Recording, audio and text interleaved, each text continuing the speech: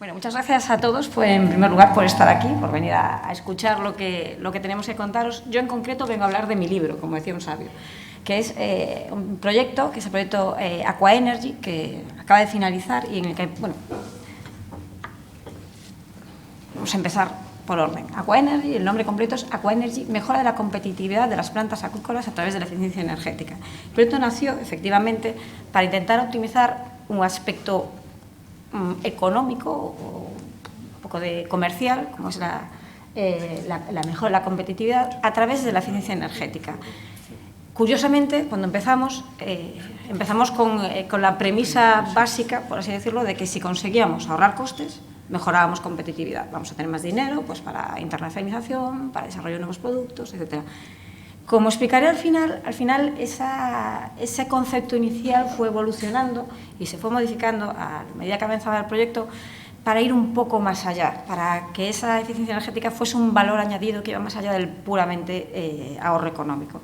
Pero bueno, eso lo comentaremos después. La razón del cambio del orden de las ponencias es que lo que después van a explicar mis compañeros, que además va a tener un nivel técnico probablemente mucho mejor y mucho más amplio, es un poco emana de este proyecto, es decir, emana del conocimiento y de las experiencias que se han adquirido a lo largo de estos 2 años con el proyecto Aqua Energy. El proyecto Aqua Energy está financiado por fondos FEDER, como nos obligan y nosotros hacemos encantados a recordar siempre que lo pronunciamos, su nombre, y participó en su momento el clúster de acuicultura, la Universidad de Vigo, a través de mi compañero Camilo, la Universidad de Oporto, con dos institutos, el ICBAS y el INEGI, uno más dedicado a la parte ambiental y otro en el departamento de ingeniería, y 2 consultoras privadas, nosotros, la ingeniería y UNEM, que es una consultora especializada en...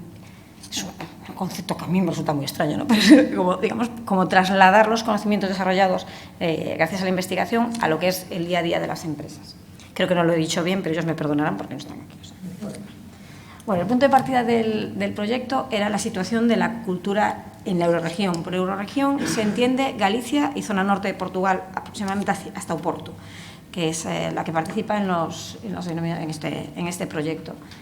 La eurorregión es un referente a nivel mundial de acuicultura. Fundamentalmente es cierto que el peso se lo lleva más que nada los mejillones, los moluscos. Pero sí que es verdad que también a la hora de hablar de cultivo, sobre todo del pez plano, de rodaballo y de lenguado, también estamos a la cabeza del mercado europeo y somos uno de los principales productores a nivel mundial. Las plantas marinas, las granjas marinas, son plantas que empezaron en Galicia a partir de los 80, que bueno, han tenido un desarrollo continuo, sostenible, probablemente no tan rápido como a muchos les hubiese deseado, porque tienen sus limitaciones a la hora de expandirse, pero bueno, que a día de hoy suponen 10.000 millones una producción de 10.000 millones anuales aproximadamente, y tienen hay una serie de puestos directos e indirectos. Esos que aparecen ahí son de todo el sector acuícola, pero bueno, también a nivel granjas marinas es importante, y además están emplazadas en zonas rurales, zonas en las que cualquier tipo de creación de empleo, de creación de riqueza y de mejora tecnológica es muy bien recibida. Aproximadamente los costes energéticos en este tipo de plantas suponen el 20% de lo que son los costes, aproximadamente. Evidentemente, eso va a cambiar mucho en función del tamaño de la planta, hay economías de escala, en función también de los procesos que tienen lugar en las plantas. Hay plantas que se limitan a engordar peces. Tenéis que disculpar mis ciertas carencias a la hora de expresarme técnicamente, ¿no?, de la acuicultura, pero bueno, se dedican fundamentalmente a la engorda. Hay otras que no, que ya entran en fases de cría, que tienen unas exigencias de estabilidad, temperaturas mucho más elevadas, y todo eso conlleva evidentemente más consumo energético. Hay otras que procesan de alguna forma ese producto final, con lo cual también hay otros consumos, pero bueno, aproximadamente, quedemos con esta cifra, es un 20%. Como está en boca de todos, y todos sabemos y todos sufrimos, la energía está subiendo el precio. Es muy probable que no baje tan fácilmente como ha subido, como suele pasar, con lo cual tenemos que asumir que esos costes van a ir incrementándose cada vez más, como se está sucediendo un poco a todos. Ahora mismo Estas plantas de la eurorregión, los números que vais a ver ahora en general se refieren a esta zona de Galicia, norte de Portugal. Esos son datos del año 2019, que fue el último año normal, por así decirlo, en nuestras vidas. Estábamos hablando de un consumo de 94.000 megavatios hora. Antes intenté hacer mentalmente una cuenta para que tengáis una referencia. Una vivienda consume aproximadamente 5.000, 7.000 kilovatios hora. Estamos hablando de que eso pues, equivaldría, si mis cuentas mentales no están equivocadas, aproximadamente a una ciudad pues, de 80.000 habitantes. No está mal cuando hablamos de que creo que al final en la región hay 14, 15 plantas. Tampoco estamos hablando de un sector que tenga muchísimos puntos de producción. Este consumo en ese año se valoró en aproximadamente unos 8 millones de euros, bueno, casi 9, y supuso unas emisiones de CO2 a la atmósfera de aproximadamente 36.000 toneladas. Bueno, el proyecto Aquaenergy, como os digo, comenzó buscando la eficiencia energética en las plantas. Las principales actividades del proyecto, sobre todo las más técnicas, las voy a comentar muy rápidamente, fueron, en primer lugar, se crearon las unidades mixtas, que eran grupos de trabajo en los que intentamos que participaran todos los sectores involucrados, la administración, el propio sector productivo, las universidades, bueno, para desarrollar conocimiento, para que todos los que participamos en el proyecto supiésemos de qué estábamos hablando, porque evidentemente unos sabíamos de energía, otros sabíamos de plantas y otros saben del FEM, que es lo más difícil del mundo, pero os lo digo ahora para aprender. Después, a partir de las auditorías, que fueron una segunda fase, que después comento muy brevemente, se desarrolló un perfil energético de las plantas. Esto lo que nos permitió es determinar dónde y cuánto y cómo consumían las plantas, porque al final nosotros para poder mejorar primero tenemos que saber bien lo que hay, ¿no?, de base. A partir de ahí también se desarrolló lo que llamamos el potencial de ahorro de la eurorregión, es decir, a cuánto podrían ahorrar las plantas acuícolas en la región si se implementasen una serie de mejoras. Se realizaron 2 prototipos de energía renovable que, bueno, también después comentaremos. Después hubo, bueno, actividades de formación, un desarrollo de un plan de internacionalización y se desarrolló una herramienta de asesoramiento online que todavía está disponible en la página web, que puede ser, digamos, curiosa para los que queréis un poco juguetear con esas cosas, que está pensada para que, introduciendo una serie de datos de consumo de la planta y de características de la planta, emita un informe en el que se pueden pues, ver diferentes medidas de mejora, diferentes soluciones de ahorro energético personalizadas hasta el punto que lo permite una plataforma de este tipo. Vale, lo primero que vamos a hablar es del perfil energético. ¿Qué es un perfil energético? Pues efectivamente es eso, es cómo consumimos, dónde consumimos, cuánto consumimos, qué consumimos.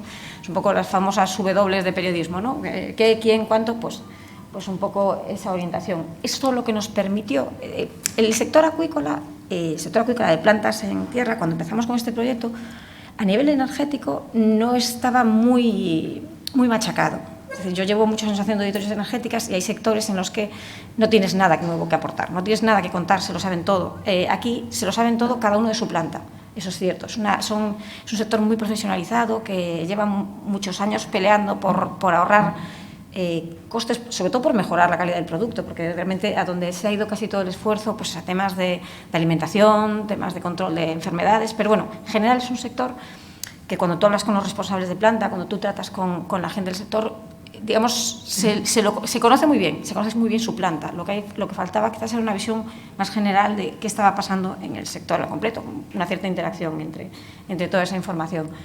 Estos perfiles energéticos lo que nos permiten es convertir la planta, digamos, en una barrita de consumos y actuar sobre aquellos consumos que tienen más potencial de mejora.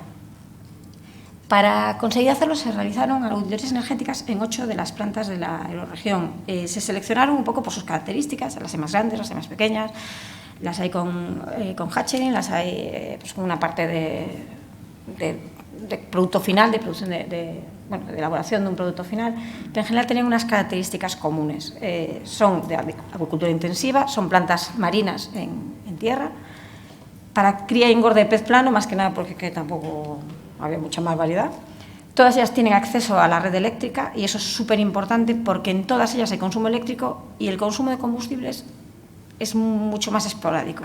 Se limita a aquellas plantas que tienen procesos de climatización en el agua, y ni siquiera todas, muchas lo están haciendo de otra forma, pero bueno, que tienen calderas para calentar el agua, algunas hay, y después en aquellas en las que tienen pequeños criaderos, en las que también, bueno, pues como sabéis mejor que yo, esas fases que exigen un control muy constante y muy cuidadoso de la temperatura, también nos encontramos con alguna caldera para consumir combustible.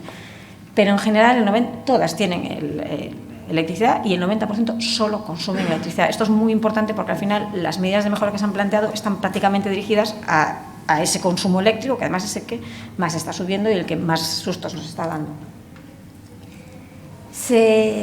Bueno, las auditorías se personalizaron para cada uno de las plantas. Voy a dar ahora números generales para que veáis un poco de lo que estuvimos hablando. Los grandes grupos de consumo en las plantas acuícolas de este tipo son el bombeo. El bombeo supone, ya lo veremos después, el 80%, el 90%, depende un poco de la planta.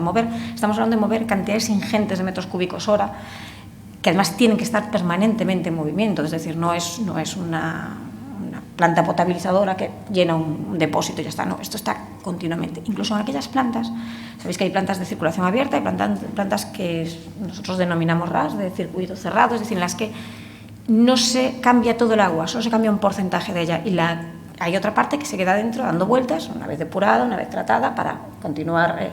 Incluso en esas plantas donde la acometida inicial es menor, al final hay un consumo interno que, digamos, compensa una con otra, y al final lo que nos encontramos es que, independientemente de la tipología, el consumo de bombeos es lo más fuerte que tienen estas plantas. Cuando hay climatización de agua, y sobre todo cuando esa climatización de agua es general, es para toda la planta, no se reduce a pequeñas hatchery o algo así, también el clima supone una parte muy importante.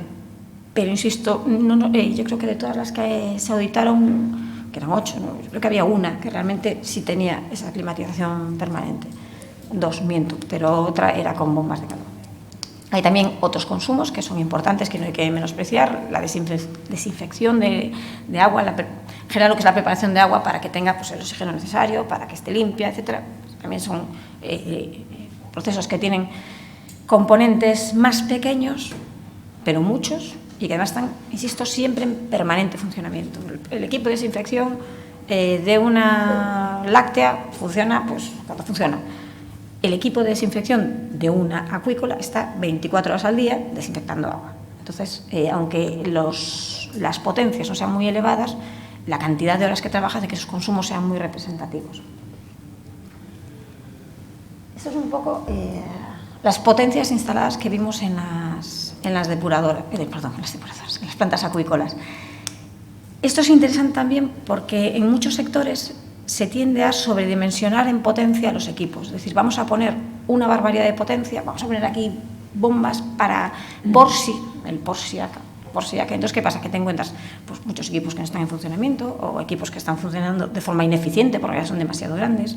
Aquí pasa, pero no pasa tanto como sería de esperar, pensando en que al final estamos hablando de situaciones críticas en las que, si deja de funcionar, se me muere el producto. No es algo que tenga margen de... Pero bueno, al final las grandes potencias están instaladas en bombeos, y esto se va a reflejar también en el consumo. Esta gráfica quizás es más explicativa, es lo que es ya consumo. Como veis, cuando se hablaba de las plantas, evidentemente hemos obviado el nombre, pero bueno, había 4 y 4 de circuito abierto, 4 de RAS, hay desde las 120 toneladas año hasta las 27.000. Y después, evidentemente, pues hay algunas plantas que tienen, dentro de lo que es, pues, simplemente engorde, simplemente hatchering, o plantas que llevan a cabo un circuito más completo. En todo caso, independientemente de la planta, al final, bombeos es donde se va la mayor parte del consumo.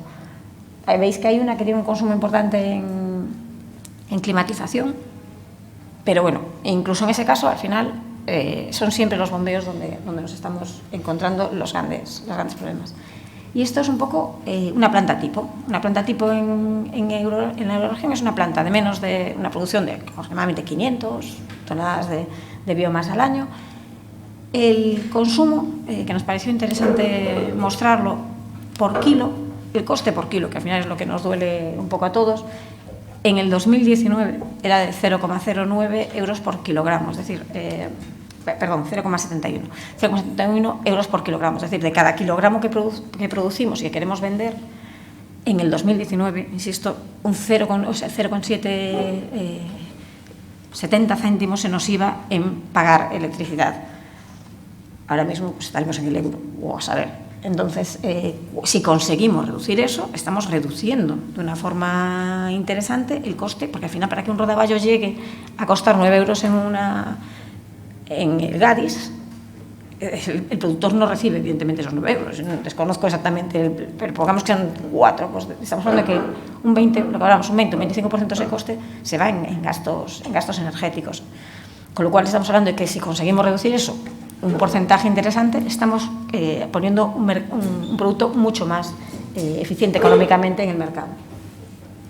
Vale, las medidas de mejora no voy a entrar mucho en ellas porque después va a hablar Ricardo de ellas, pero bueno, simplemente eso. Si conseguimos mejorar, reducimos kilovatios hora, reducimos euros, reducimos emisiones de CO2. Esa es un poco la cadena que hay que tener muy en cuenta. Y yo creo que cuando hacemos las medidas de mejora, hay que huir, y lo digo a gestores y futuros gestores de empresas acuícolas, hay que huir de los temas puntuales. Hay que intentar tener una visión más global, hay que intentar hacer soluciones encajadas en un contexto. Entonces, para eso es importantísimo, primero, saber cuánto consumimos, cómo consumimos y dónde lo consumimos de forma lo más actualizada posible, y eso lo hace muy bien los sistemas de control. Hoy en día hay cosas maravillosas para controlar todo, con el móvil puedes estar...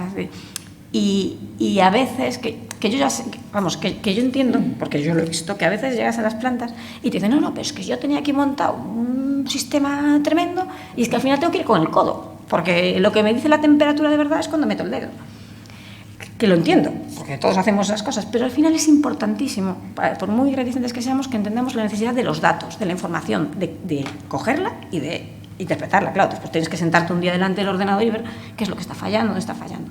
Las auditorías energéticas están muy bien y son muy positivas, pero dan una imagen mucho más estática. Entonces, en un momento dado, te dicen cómo está la planta, está muy bien, eso es importante, pero es básico tener la capacidad de decir, vale, ¿y cómo? Porque si tú tienes un motor que el primer año funciona y te consume lo que te dijeron que te consumía, y hasta 10 años después no sabes lo que pasa, si ese motor ha fallado en el año 2, que nos sucede a todos, y en el año 2 ha empezado a consumir un 5%, y en el año 3 ya que era un 3%.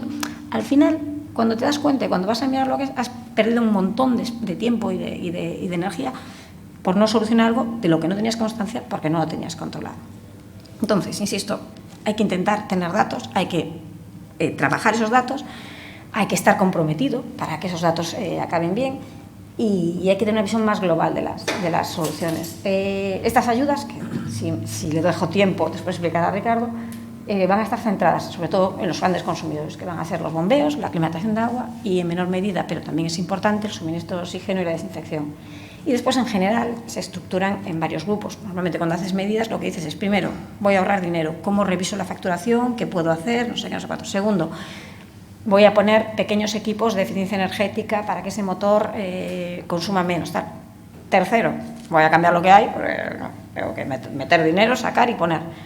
Y después, mejoras en el control, que eso es lo que comentaba, es importantísimo. Después, la implantación de energías renovables, que es cuando, digamos, no voy a consumir menos, lo que voy a consumirlo de otro sitio, que son conceptos diferentes. Una cosa es la eficiencia energética, que es consumir menos, y otra cosa es cubrir el consumo que tengo con energías renovables. Bueno, importantísimo el mantenimiento, eso sí que es cierto. Hay unas diferencias brutales en cualquier sitio cuando vas a una planta con un mantenimiento proactivo, ya no digo bueno, digo que se adelanta a los problemas, a cuando nos limitamos a arreglar averías. Ahí se nos va por todas partes el consumo. Y después, los problemas en su implantación, en general, los principales problemas son, primero, hay un cierto desconocimiento, después hay desconfianza. Estamos hablando, la gente siempre dice, bueno, es que hacer cosas que puedan alterar un producto que durante los últimos 20 años he desarrollado, que ya sé cuánto come, que ya sé cuánto tengo que echarle al agua para que esté impoluta, que sé cuánto oxígeno. Claro, ahora vienes y me dices, no, pero cambia el sistema de desinfección. Claro, la gente, que lo entiendo, dice, para ahorrarme un 5% voy a cambiar todo esto. Pero bueno, a ver, hay que estar abierto a cambios. Además, en general, las soluciones ahora mismo son muy seguras, es decir, nadie habla de proponer cosas que no estén en mercado desde hace años, nadie habla de experimentos más que a pequeña escala. Estamos hablando de de ahorrar con cosas que están más que probadas. Bueno, el proyecto incluía la implantación de dos prototipos de energías renovables. Uno es una fotovoltaica y otro es un sistema de generación microhidráulica que explicará después Camilo. Claro, la fotovoltaica también como prototipo, entre comillas, puede ser discutible en el sentido de que es algo que está muy generalizado. De hecho, en muchas de las plantas que se auditaron ya estaba prevista o estaba incluso en funcionamiento. ¿Por qué queríamos poner una fotovoltaica? Teníamos dos dudas importantes. Una era la resistencia de las estructuras a ambientes salinos, un poco ver cómo reaccionan esas estructuras cuando están efectivamente al lado del mar. Otro era un tema de rendimiento, de efectivamente se alcanzan los números que nos dicen cuando nos traen ese folleto maravilloso diciendo que vamos a ahorrar. Pues sorprendentemente la que tenemos, eso que veis ahí es la curva de sobreproducción, es decir, la que está montada ahora mismo todos los meses, ha producido mucho más de lo esperado. Y cuando digo lo esperado es que bueno, se hizo un estudio un poco con cariño para ver en dónde estábamos, la línea base está funcionando muy, muy bien. Entendemos que es porque está muy bien refrigerada, por así decirlo. Los paneles fotovoltaicos necesitan sol, incidencia del sol, pero no pueden subir una temperatura. En el momento en el que sube la temperatura, el rendimiento se cae. Entonces, conseguir un espacio que esté continuamente venteado, o al menos aireado, como sucede al lado de la costa, pero que además le caiga el sol, allí no hay un arbolito, no hay nada, eso es un lujo. Y es un lujo que se traduce al final en una mejora en la producción de los paneles. Entonces, en general, lo que queríamos probar, yo también quería probar cómo afectaban las cagadas de las gaviotas, pero no desconozco todavía el efecto. Pero bueno, las dos cosas importantes un poco que teníamos encima de la mesa estaban ahí. Insisto, es una instalación por la que están tirando muchas plantas, porque además, claro, las fotovoltaicas producen de día electricidad y las plantas consumen de día y de noche, pero de día también electricidad, con lo cual el ajuste, digamos, entre unos y otros es perfecto. Y además las plantas tienen una cosa muy buena, que es que disponen normalmente de mucha superficie, con lo cual, cuando hablas de 100 kilovatios, que a lo mejor son 1000 metros cuadrados, pues hay empresas en el polígono que no tienen 1000 metros cuadrados para poner 100 kilovatios, pero una planta acuícola sí que tiene superficie en general para instalar. El otro prototipo que se manejó, que simplemente lo voy a mencionar, es un prototipo de microgeneración hidráulica que desarrolló la Universidad de Vigo con unas características muy pensadas para este tipo de plantas con movimientos interiores de agua. Vale. El potencial de ahorro en la euroregión. Uno de los resultados que queríamos obtener de este proyecto es saber qué capacidad tenía la euroregión de ahorrar realmente energía en las plantas que tenía. Entonces, partíamos de esta situación, ¿no? La que comentábamos antes, unos 94.000, casi 95.000 megavatios hora de consumo, repartidas en unas 12 plantas, aproximadamente, no hay mucho más, lo que son plantas acuícolas en costa. Esto era lo que os comentaba del perfil energético que se preparó, que se diferenció, para hacer de una forma muy somera, para hacer un perfil, un potencial de ahorro, lo que hicimos fue producción total de las plantas, tanto. Evidentemente yo no sé qué consumen todas las plantas, solo sé de las que auditadas. Entonces voy a repartir ese consumo por plantas y por equipos a partir de esos perfiles teóricos que he desarrollado. Con lo cual ya tengo, digamos, ese consumo de 94.000 megavatios, ya lo tengo repartido por tipos de planta. Y además lo tengo repartidos por equipos. Es teórico, pero bueno, se aproxima mucho a la realidad. Y ahora voy a aplicar las mejoras a esos. Entonces yo ya sé que de los 94.000, 5.000 se van a la desinfección de uva. Y sé que tengo medidas de mejora para desinfección de uva que, bueno, con ciertos matices, porque hay que buscar una serie de cosas, me van a permitir ahorrar un 20%, con lo cual puedo ahorrar un 20% de los 5.000, de los 94.000. Un poco es la estructura para hacer las cuentas de los potenciales de ahorro. Al final, que es lo que nos interesa a todos, el ahorro alcanzaba aproximadamente el 25-27% del consumo, lo que supone pues, unos 2,5 millones de euros al año de ahorro económico en estas plantas y lo que supone unas 10.000 toneladas menos de CO2 emitidas a la atmósfera. Este dato es especialmente interesante por lo que os comentaba antes, por cómo dimos la vuelta o cómo el proyecto nos dio la vuelta a nosotros sobre cómo podíamos aprovechar la eficiencia energética para la internacionalización y para la mejora de la... Vale, entonces, como no quiero enrollarme mucho, aunque no lo parezca, la propuesta inicial, lo que os comentaba al principio fue, oye, ahorro, tengo más dinero, me lo voy a gastar en coste de transporte y voy a mandar el rodaballo a Estados Unidos. Y además lo voy a mandar más barato. ¿Qué pasa? Llega un momento en el que, y además nos lo trasladaba la industria, nosotros no queremos vender el producto más barato, queremos darle un valor añadido a ese producto, preferimos darle un valor añadido a ese producto y preferimos abrir nuevos mercados que reconozcan ese valor añadido. No queremos competir con los filipinos, ¿no? Queremos aportar algo. Entonces, ¿cómo se consigue eso? Con las emisiones de CO2. Al final, cuando dejas de emitir kilovatios hora, cuando dejas de consumir kilovatios hora, dejas de emitir CO2. Vamos a obviar la parte de ahorro de dinero. Si consigo reducir mis emisiones de CO2, consigo acceder a mercados muy exigentes en los que la gente está dispuesta a pagar mucho más por productos sostenibles, por así decirlo. Hay miles de trabajos sobre esto. Por ejemplo, hay son datos del Eurobarómetro, que depende de la edad, ¿no? Pero aproximadamente entre el 70 y el 77% de los consumidores se muestran dispuestos a pagar un sobreprecio si tú puedes justificar o puedes demostrarle que tu producto es... el otro día nos riñeron por utilizar la palabra sostenible, ¿no? Porque sostenible implica mucho más, pero bueno, es eficiente, vamos a decir así.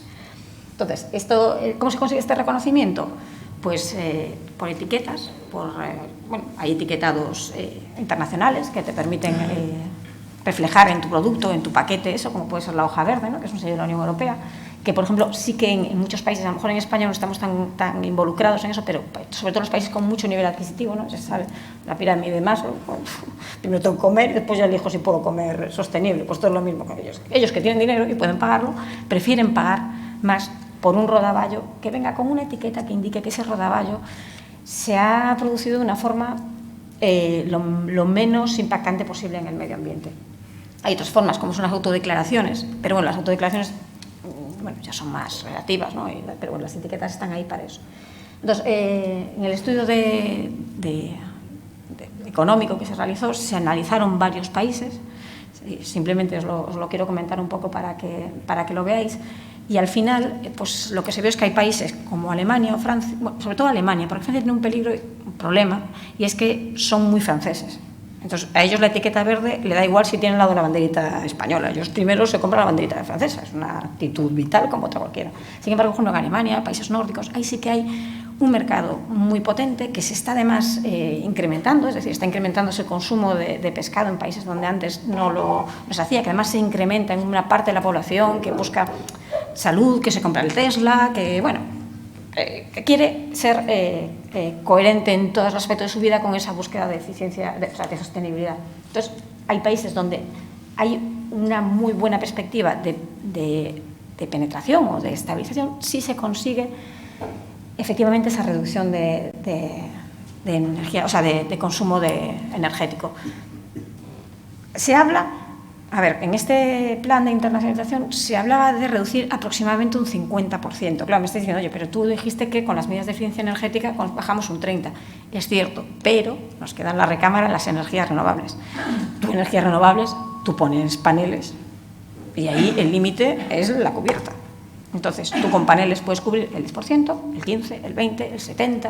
Entonces, una buena combinación de soluciones de energías renovables y de eficiencia energética debería permitir a las plantas alcanzar porcentajes de ahorro lo suficientemente altos como para poder aprovechar esa ventana de oportunidad que nos da esta nueva conciencia ecológica para los productos de alimentación y para los productos.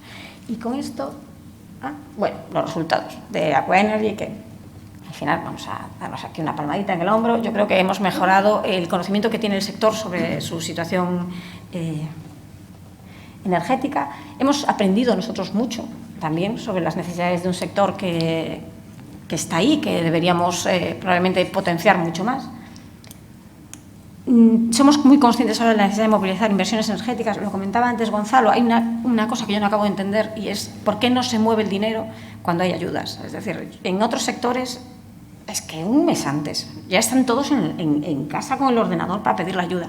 Sin embargo, en acuicultura, efectivamente, lo que vemos es que sistemáticamente no se solicitan esas ayudas o, bueno, no se solicitan al nivel que a todos nos gustaría. Yo no sé si es por la dificultad a veces de la justificación, que entiendo que a veces pues, la Administración, bueno, tiene sus cosillas y la gente tiene más experiencia y no quiere repetir y esas cosas, o simplemente es porque pues, ese porcentaje no cubre el sobrecoste que le supone hacer ciertas cosas. Es decir, cuando tú le hablas a alguien de cambiar un bombeo son 200.000 euros, 300.000 euros, y claro, pues dice, pues oye, es que bueno, sí me da un 30%, pero es que me obligan a poner un bombeo mucho mejor de lo que yo necesito. Entonces, lo comió por lo servido.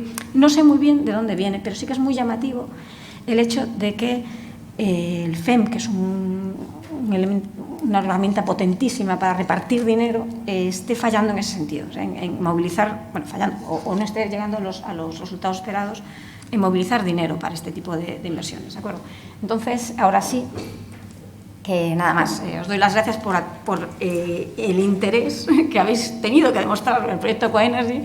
Y bueno, ahora vamos a darle paso a Ricardo y a Camilo, que son un poco los que van a entrar ya más en la especificidad de los resultados del proyecto, ¿de acuerdo? Muchas gracias.